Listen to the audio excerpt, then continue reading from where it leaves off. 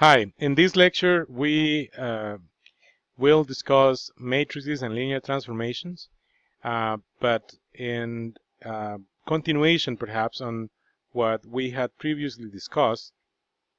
If you remember, previously we had addressed give me a matrix and then I will give you a linear transformation, and also give me a linear transformation and then I will build you a matrix.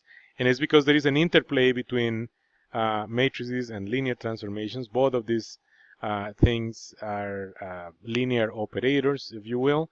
And what we do in the following minutes is to expand and something that has to do with matrices and linear transformations, but now exploiting explicitly on something that's called representations. Okay, and these representations are going to be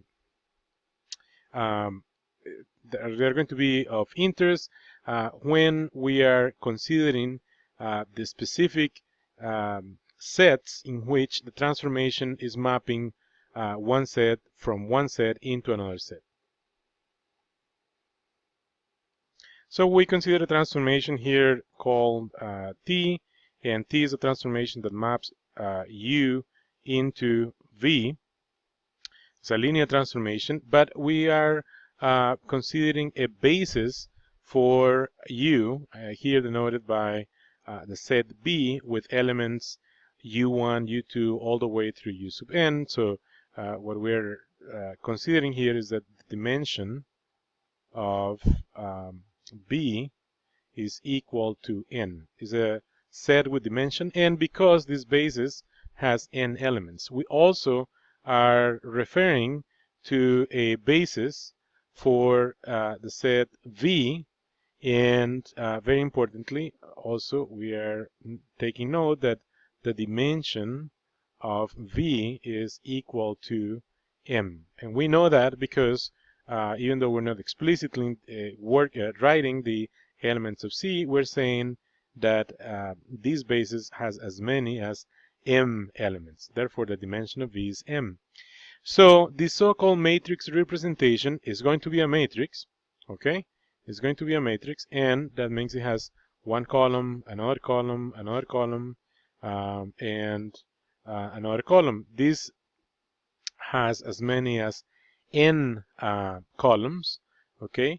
And we are, by this definition, we know that by writing this T maps U into V, this means that T of U is a subset, is contained in V, okay? So which means that T of U is something that can be expressed in terms of the basis elements of C. So here we have that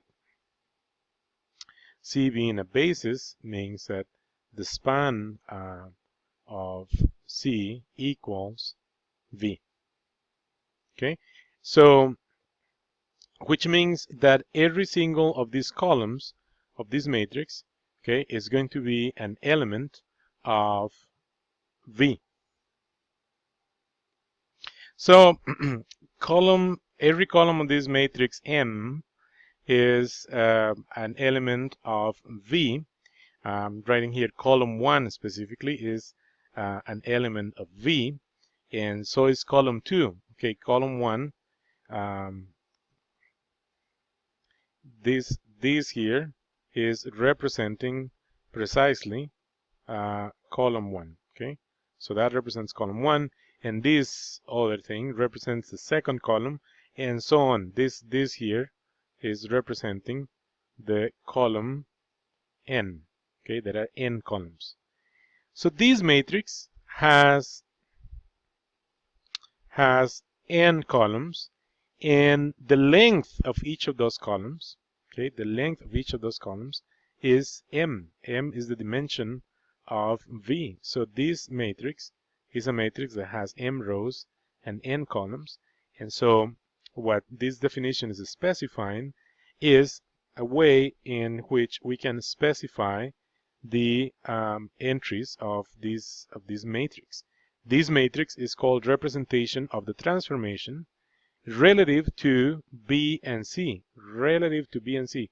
It means that we, in order to make use of this definition, we need information on the basis for U, the set where the transformation is mapping from, and the basis for V, the vector space to which U is mapped into or onto.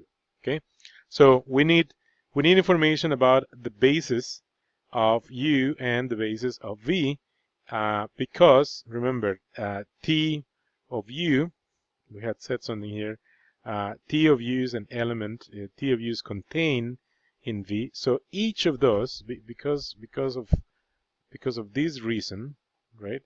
Because of this reason, then in particular T of U1, this is also an element of V, and so is T of U2 is also an element of V, and so is T of U3, and evaluating each of the basis elements, members of the set, the basis B, evaluating each of those elements into the transformation, that evaluation itself is a vector that is a member of V.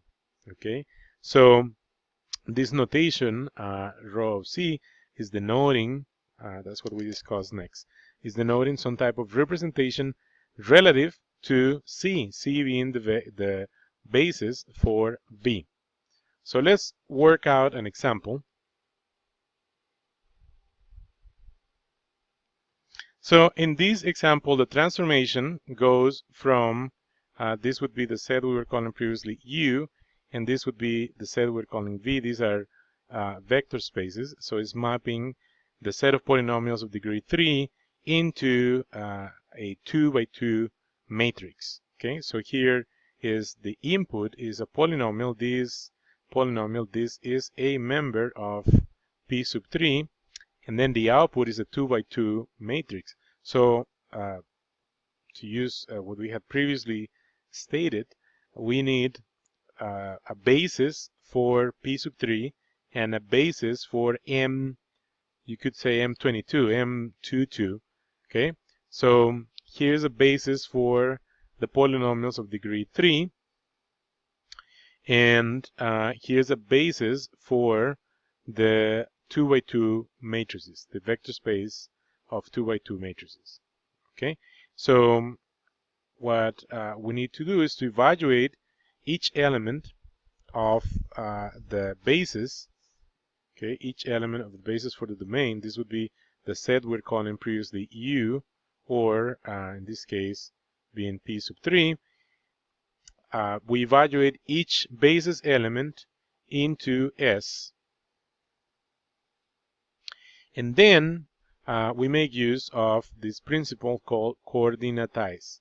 We coordinatize the result, we coordinatize the evaluation relative to the elements of the members of these other bases, relative to C. So this is that idea of a representation relative to a basis, but by means of the principle of coordinatization. So we coordinatize. Remember, this is, the word sounds fancy, but this is referring, this is referring to coordinates. Okay, coordinates. So remember, something that looks like, let's say something that looks like alpha 1 v1 and alpha 2 v2.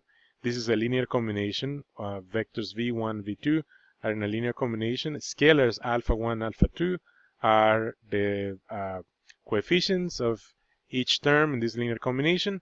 So when we are looking for coordinates, we're looking for these scalars. So these scalars could, if we group them here, alpha 1, alpha 2, okay, we can think of those scalars as the coordinates. That's the context in which this principle applies. So, so let's see, constructing coordinatizations of vectors is what follows here, hopefully with some type of with some type of color coding. And what we have here is that we're evaluating S. Okay, we're evaluating S. What we know is that S of 1 plus 2x plus x squared minus x3. Okay, by the definition of this linear transformation, this becomes the matrix 20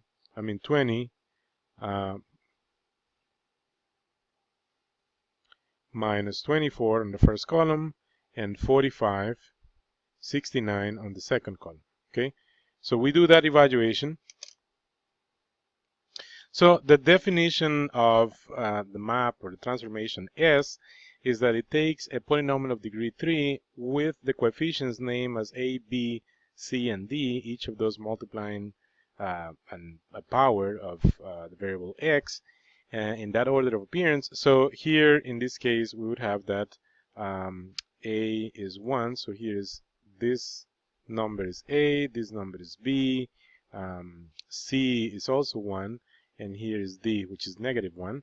And so the map is that it takes a polynomial of degree 3 and it creates a 2 by 2 matrix by computing the entries in this fashion.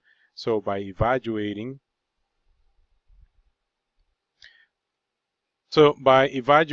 the map, we obtain the following, right? So the coefficients are 1, 2, 1, and -1. So entry 1, 1 of that matrix is evaluated those numbers: 3 times 1, 7 times 2, minus 2 times 1, minus 5 times -1. Same thing happens here in entry 2, 1. Here is the evaluation on the entry 1, 2, and entry 2, 2 is obtained in a similar fashion. So we would have 12 times 1 plus 22 times 2 minus 4 times 1. I almost don't have room here to write this, but then minus 17. Well, that minus 17 times -1 becomes positive 17, and that's what goes into that last entry. So if you add up these numbers, that's how you obtain the numbers 20 for the corner. So this calculation here leads to the number 20. The 45 comes from evaluating this other part, and similar for the other two entries.